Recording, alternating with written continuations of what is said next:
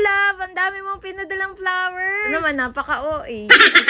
Grabe, ang laki, oh. Ang laki ng sunflower.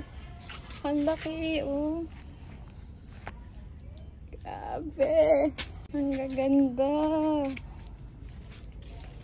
Grabe, ito ititinda ko bukas. Wow. Madaling araw na nga at hindi pa rin ako makatulog. Kasi na magtitinda ko o may mga gagawin ako. Sobrang excited ko nga and at the same time, kinakabahan. Tignan nga yan. Maganda yun na kinakabahan ka para nga gawin mo yung best mo sa mga ginagawa mo. Itong araw na to, ito nga yung araw na kukuha ko ng mga bulaklak sa mga suppliers ko. Kinabukasan nga, matapang at tao, naligo ng madaling araw.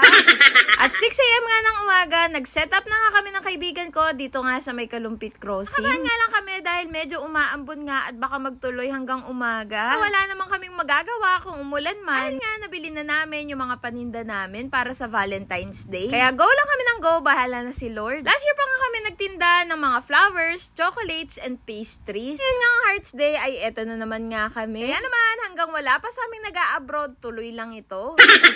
Follow na nga po yung page namin na bagong-bago lang ang JK Flowers and Chocolates Bouquet. At kahit nga hindi February 14, tumatanggap po kami ng online booking. Dahil nga po wala pa kaming physical store. Back to fixing our tent nga, nahirapan nga akong tumulong sa kanila dahil nga ang liit-liit ko. Kaya naman, hinayaan ko na nga lang sila na nga yung maglagay ng lona ng tent. Na nga lang yung friend ko na to and partner ko na to ay matinupang tent. Dahil nga yung sa akin, sobrang sirang-sira na talaga. Di niya na ako kayang ipaglaban sa mga ganitong sitwasyon. Collapse na nga natin dahil mauubos na yung memory ko. Hindi ko nga lang napansin na sobrang liit ko pala talagang tao. O sobrang tatangkad lang talaga nila.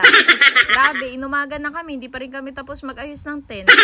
Inagahan nga namin para nga sa mga mister na susupresahin yung mga misis pagkagising nga ng umaga. Sana all. Okay nga pala kay Kuya Guard na siya nga yung guard ng buong pwesto dito sa may crossing. Talagang safe talaga dito. Natatandaan ko nga no first time namin magtinda dito ng mga bulaklak, nililipad pa yung mga payong namin. Kasi noon, hindi pa nga kami nakakapagpundar ng tent. Kung nga lang yung tent ng kuya ko noon at medyo maliit pa nga yun. At ngayon nga, medyo mas prepared na kami. May magandang tent, may magandang tarpaulin, at syempre magagandang mga tindera. Mga tinda nga kaming single roses, single sunflowers, at mga bouquet. May magagandang ang arrangement, syempre. May flower bouquet nga, meron nga ring chocolate bouquet. Para nga sa mga practical na mister. Umaga pa nga lang ay naubos na yung mga chocolate bouquet. First time nga namin magtinda ng mga chocolate bouquet dahil nga ang kapartner namin sa mga flowers ay cake. Naman, for the gawa ulit ang person. Buti na nga lang, maraming pa kaming extra. Ano nga namin natutunan last year at sana nga ma-apply namin this year. Nagpapa-arrange nga sa amin ng mga flower bouquet, money bouquet, florist tayo for today's video. Naman, yung asawa ko, nahihirapan talaga akong padala ng bulaklak. Ano daw, bibili na lang daw siya sa akin. Pera na lang pera. Mga customer nga namin na nagpa-reserve na rin agad. Ano ko, officer namin na to. Kaya yung bibigyan, ay chismosa.